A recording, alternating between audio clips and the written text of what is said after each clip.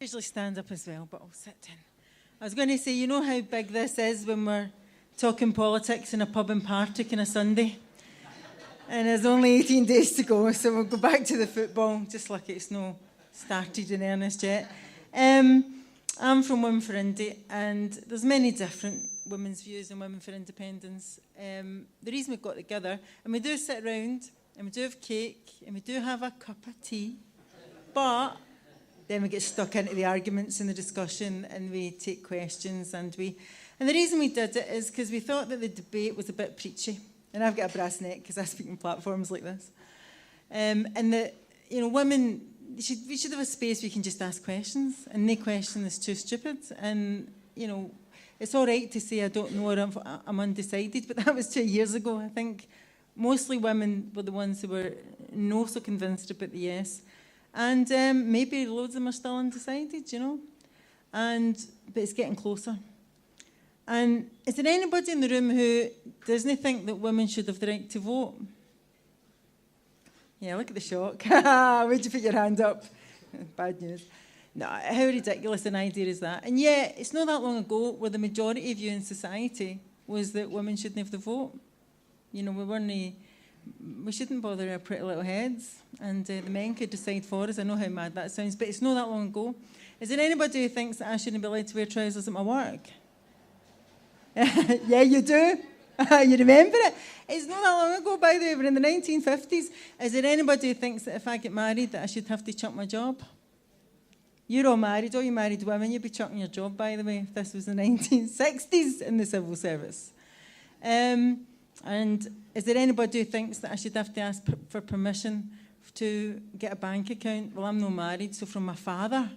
He's actually been dead for years. I don't know who you ask other than that. So, you know, and these ideas, they sound mad, but they were majority ideas. You know, a majority of the society actually had those ideas. So the big thing for me is, how does society change? And what does it change like? And who changes it?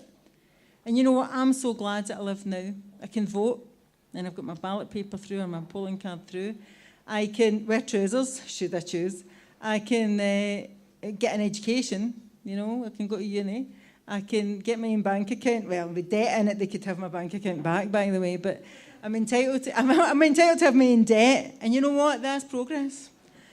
And I really would like to, and I often think that I would like to salute all the women and men who campaigned for that. I don't know their names, they're not famous, they don't know any books written about them, but they obviously did something that meant that the law changed and the culture changed, and I'm allowed to live in social housing with my own tenancy and my name in the rent book with my son who hasn't been taken into care because I'm unmarried. And I salute the women regularly. And I often wonder what was it like, because you know what, they were probably not the beneficiaries of it. It wasn't their lives, it was the next generation. And I think that's what this debate's about. It's not about me. I'm in my 50s now. It's about the next generation in Scotland and what kind of society they're going to make for us. No pressure, by the way, all those who are under 30 in this room. And it's about giving them the chance to do that, really, for me. And it's about power. It's about how you get that power to decide. We will never get the government that we vote for. Well, no, that's a lie. We sometimes get the government we vote for, but we get the government that England votes for. So sometimes we coalesce, we agree, we both vote with Labour, and we get a Labour government, and then we vote Labour and we get a Tory government. And this thing about power to me is so, so important. It doesn't matter. Has anybody ever signed a petition? Wrote to your MSP? What else? Complained, went to your councillor, tweeted the BBC, all those things. Did you get what you were petitioning for? Anybody ever been in the protest, no cuts? Did you ever get, is there anybody, and we did get one in Partick, by the way, did we ever get one that you were campaigning for, or did it go the other way? It went the other way. I'm sick of it going the other way. Although we didn't get a Tesco's. We did not get a Tesco's. We just got a huge high-rise for student flats instead. How did that decision get taken? And for me, it's about being able to influence where you live and the decisions that are made. A long time ago, like Lockie, and I know he's anti, by the way, I've just realised. I knew that beforehand. I'm sorry, right? I know he's Lockie in his own right. Rosie Kane's my pal, and she's his auntie, and she's in the hospital now in the Southern, so thank God we still got a free NHS. Anyway, I need to text her to see how she is. I did tell her I was here. She, visiting time, hope they're extending the hours. But a long time ago, I was elected out of a scheme where I was at Easter House, where I was told I was never good enough. You know, we knew we weren't good enough. We knew with the wrong postcode, the wrong way that we spoke, we would never get to uni, all that stuff. Our teachers thought it, the media thought it, Frankie Vaughan thought it. Even family members, you know, when you grow up, thought it, well, you'll never get that, you'll never. But my mum always had that attitude, education. We were a kind of Labour family. It was that idea of you can change things. And we were poor, we knew we were poor. But the attitude wasn't it's because we were rubbish. It's because somebody somewhere else took a decision that meant, my dad worked in the shipyards, that we didn't have enough money. And her attitude was change it from the inside. Well, I tried. I get catapulted at Easterhouse into Westminster, my early 20s. Thatcher's in power. And to say it was, you know, alien culture shock is an understatement. It was incredible, absolutely incredible. And what always struck me is you've got the democratic stuff. You've got they all go boo, yeah, but every single night at 5 o'clock in the bowels of Westminster, you get these dining rooms. And these guys in maitre d' outfits, remember, I've never seen any of this before. And I feel a bit out of my depth, to put it mildly. But they would roll in these trolleys and the best of caviar, the best of champagne, the best of food. They remind me of railway arches. When I've seen my mind's eye, that's what they look like. And I'm like, what's that going on about? And it was the lobbyists. And so the MPs, the members of the House of Lords, the bishops, didn't have to go. They didn't even have to go outside the building to be lobbied. And then they come in, the bankers, the editors, the corporations, the ones who are trying to keep oil going, the issues about climate change, and they would lobby. And there you are, up against the public school boys and the rich and the elite in the Parliament and the House of Lords and the city and the corporations and the newspaper offices. And I knew then, I thought, you know what is the chance? And here's a question, what is the chance of us changing that power? And I don't think there is one. And when I was there was working class MPs. The guy I worked with was for Liverpool and is a firefighter. Not now. Absolutely not now. Working class people will never get there.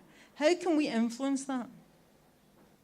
And then, fast forward years later, I get elected to the Scottish Parliament in between loads of political campaigning. And all of a sudden, I'm good enough. And how do I know I'm good enough? Because these piles of invitations come through wanting to wine and dine me. The head of Coca-Cola in Ireland and UK wants to talk to me. But Enterprise, well, I complained about something. He wants to fly over for Dublin and wine me individually. Transco and the gas companies, I was energy and lifelong learning, want to come and visit me, take me for dinner in Edinburgh. I'm like, oh, really? That's interesting. All these people, all these invitations, Oxfam as well, the trade unions, loads of people, good organised charities, children first all want to come to see you as well. But why do they want to, oil and gas companies, the Royal Bank of Scotland, I remember thinking this, I wonder what they want. And I'm in favour of nationalisation of the banks, by the way, so that's a waste of paper, because they might as well not come and speak to me. But the point is, and one lobbying company kept phoning up Barbara, who was in parliamentary organising. I'm like, no, they need to speak to you, I'm like, no, who are they? They need to speak to you, I'm like, who are they? I said, get their name, she got it. I said, that's a lobbying company. So she said, you're a lobbying company, and they finally confessed. And they said, no, we need to speak to her. And no. They said, right, £60 to the charity, your choice. No. Okay, case of champagne. I was tempted. No. And I was going to hold it for the week in Paris. And you know what? That's what happens. And the thing is, but does it matter if you get access to the people who are in power who take the decisions? Yes, it does. It does matter. On the contrary, we used to sign, the nursery nurses are outside with protests and signing in their 14,000 a year and saying, we want a rise. And they couldn't get in. All the MSPs went in the back door, so they didn't have to pass them. We were like, really? One in the front. Signed them all in, or 200 of them, and said, come on in, there's the dining room. There's Jack McConnell, go chat to him. There's Wendy Alexander. Sandra was great, by the way. Sandra White in this area, talked to them all. And there they are, getting access to that. The same with the CalMac workers. And you know what? It worked. They never got privatised. Yes, there are decisions we've taken in tuition fees. Yes, there are decisions about the health service. It matters. And not only that, it's not about getting access, it's about getting over the door. Working class people can actually get elected. to the Scot. There's no chance that we're going to have that power. And so, for me, that's what it's about. It's about that idea that I can get a say. And the very last point I make, because it's been a very long table of speakers, and it's Sunday afternoon. It's a pop. I can't believe it that we're having a debate for this length of time. Well, you've not got a debate yet, but we've got to talk to you for this length of time. That for me, it's see this idea that it's really elite, and if you want to change things, it's dead complicated, you know. No, it isn't. No, it isn't. I've not written it. You say what you want, and then you get the lawyers to write the legislation to make the law. You say what policy you want to happen, and then you go and get the civil servants, whatever it is, and you get it to happen. And then you take it through the Parliament, and there's 3 wee buttons, and there's a for, and against, and an abstention. And they put the case and all the amendments, and you go, yes, no, yes, no. And do you know what I can't understand? Why some politicians, particularly Labour politicians, because a lot of the stuff I was moving should have had their support, I kept saying to them, the Labour women, why are you not voting yes? Why are you not voting yes? Why are you not voting yes? And the answer is because they enjoyed the power and they didn't want to give it up. And so we need to change that. We need to change the culture. And I think this thing about power, Jim Siller says it, and I was speaking the other week, from 7 in the morning to 10 o'clock at night on the 18th of September, the only people who've got power, no the House of Lords, no the MPs, no the MSPs, the only people who've got power for one day only is us, the people of Scotland. And I'm hoping with the turnout that we're going to get, that we're going to take that power and we're going to change things. And in 100 years' time, 50 years' time, somebody will be sitting in a room like this saying, thank you to those nameless people who I don't know, who took courage, who took vision, and who changed things for this generation. Whether your children have a good future matters to me.